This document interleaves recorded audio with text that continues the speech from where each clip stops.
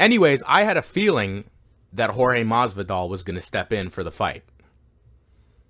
When I heard that Gilbert Burns tested positive for COVID, I wasn't even worried. I was like, well, either way, we're going to get a fucking sweet fight because Jorge's going to step in. And he did.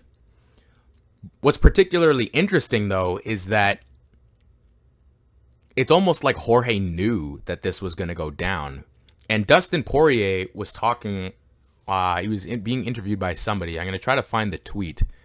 And I'm going to see if I wonder if I can link to it in the description somehow.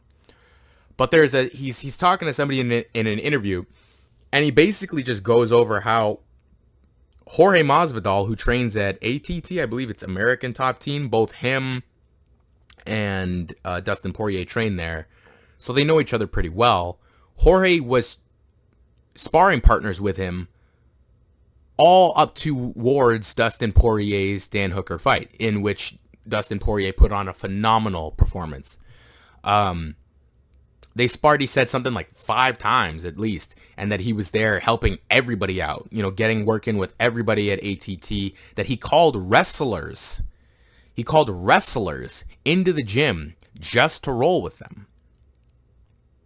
Now that sounds like a person who knows they're about to fight a wrestler. Now, I don't know if Jorge Masvidal was just being cautious, because I think that's what was happening.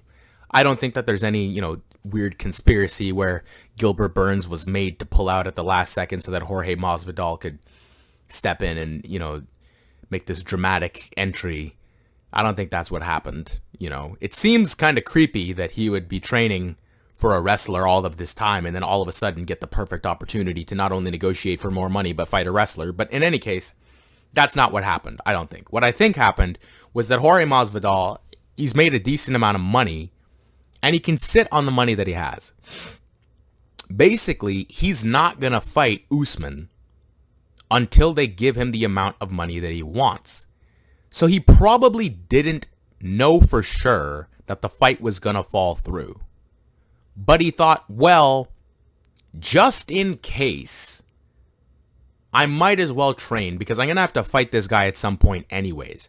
And on the off chance that something happens and Gilbert Burns can't fight, I'll be ready. I can see him thinking to do that because that is some shit that I'm going to sound like I'm sucking my own dick here, but that is some shit that I would do. If I was 2 weeks out from a fight that I could step in for, it's kind of similar to like when Justin Gaethje steps in to fight Tony Ferguson. Actually, no, he wasn't prepared. Never mind. That's not the same thing at all. Scratch that. Point is, you might as well. You might as well stay hungry. Don't get complacent and fat and lazy. And in the event that they do need somebody to step in, do you really want to be out of shape? No. So he did the smart thing, and it just worked out for him. Like, it just panned out. It just panned out. We wouldn't be talking about this. Dustin Poirier probably wouldn't even have said anything if Gilbert Burns didn't pop. It would have just been a smart thing that Jorge Masvidal did that amounted to nothing. But every once in a while, fortune is when, what is it? Preparation meets opportunity. Every once in a while that happens. And somebody gets not lucky because Jorge Masvidal was working hard. He was not lucky. Gets fortunate enough to get into or go into a title fight completely prepared and making more money than they originally sought to make. Apparently, this is what they said happened.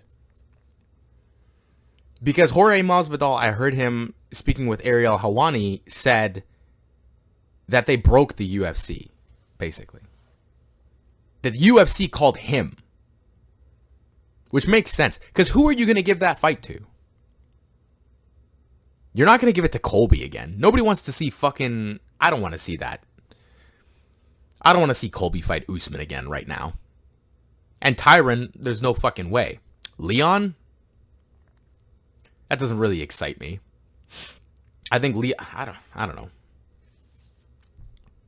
You're trying to make a cracker of a card. You want a headliner. You know you need Masvidal. You fucking know it. You can't give the fight to anybody else. So the UFC calls Jorge. And apparently, they call him, and I think it's... so, they were at a barbecue, Jorge and his team, when they worked the details of this out. Like, that is how crazy this shit is. That is how last minute this shit is with regard to Jorge knowing he's going to fight.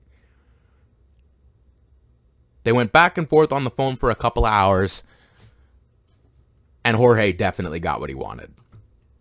I think one of his coaches said something like, he's making a lot of money, and Ariel asked, well, how much money? And he goes, well, I'll put it to you this way. We can fly Jorge out on a $400,000 plane, private jet, and I'm not losing any money on it.